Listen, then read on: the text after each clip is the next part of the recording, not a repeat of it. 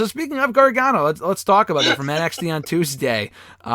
He bid farewell to the audience, had that emotional goodbye, cut an unscripted promo. He preempted London Has Fallen, which I did end up watching the first 10 minutes of. But the promo itself I thought was great, if you want to even call it a promo, because it's not really promoting anything. But Grayson Waller attacked him. A lot of people up in arms about that. I had absolutely no problem with that at all. Maybe I would have had Carmelo Hayes be the one to beat up Gargano, but the fact that Gargano got attacked on his way out, everyone wants a happy goodbye and whatever. So do I, but, you got to put over the next people, too. It's not all about heat, but I'm saying, I get it, and I don't really mind it. And Grayson Waller is someone they want to push, and I think he's really talented, too. So, what were your thoughts on Gargano's farewell from NXT, seemingly farewell on Tuesday night? I thought it was what it needed to be. I thought it was done right. No complaints. I didn't have any problem with Waller being the one to attack him either. Should have probably been Carmelo Hayes, maybe, but he's too busy fighting and losing to Dexter Lumis, so which I just don't understand. But whatever. So, but no, I thought it was good. I think if anything, he'll probably take some time off, and maybe come back when his things. I think you said # when his child's born, but thought it was done well. I don't know. I didn't have any complaints here. So regardless of who it was, it didn't sound like you had an issue with him being attacked. I did not. No, I feel like when you're going out, it puts someone else over, makes him seem bigger than he is. So I had no problem with Waller attacking him. Need a happy ending. The timeline was pissed. Dude, who cares? People said fuck NXT after that. Because people just grow up. But that was probably the thing is though. That was probably Gargano's idea. We got to put someone over when you're leaving. He's leaving, or if he comes back, because once if he comes back, then he's got already ready-made thing. Exactly. If he were to leave the way that he did without him being attacked, why would he come back if he had nothing to go for?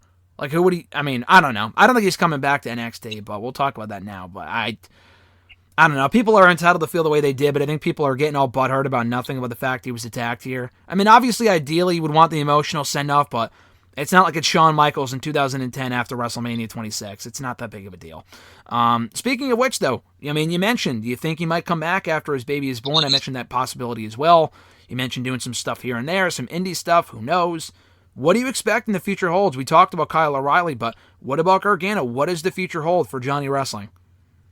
I think he's just going to take some time off.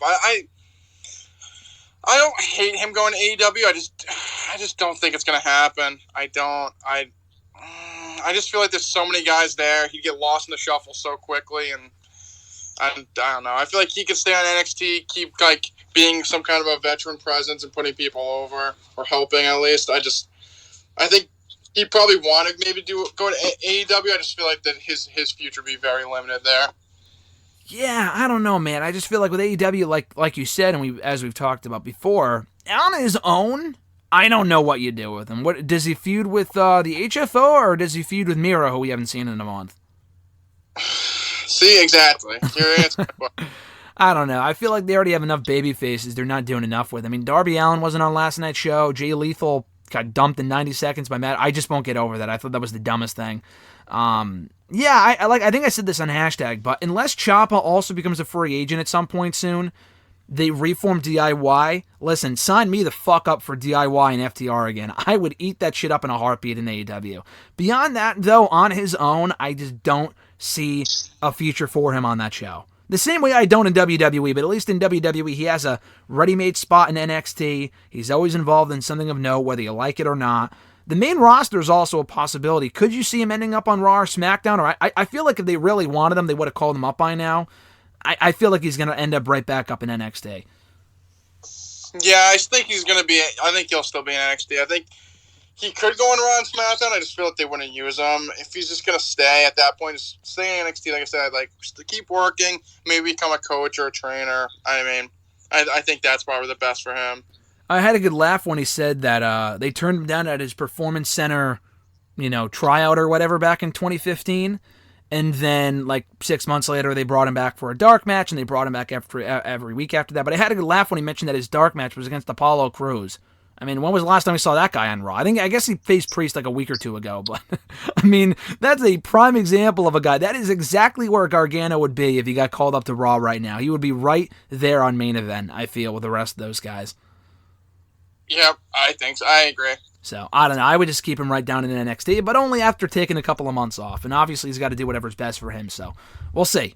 I'm very intrigued to see what his future holds.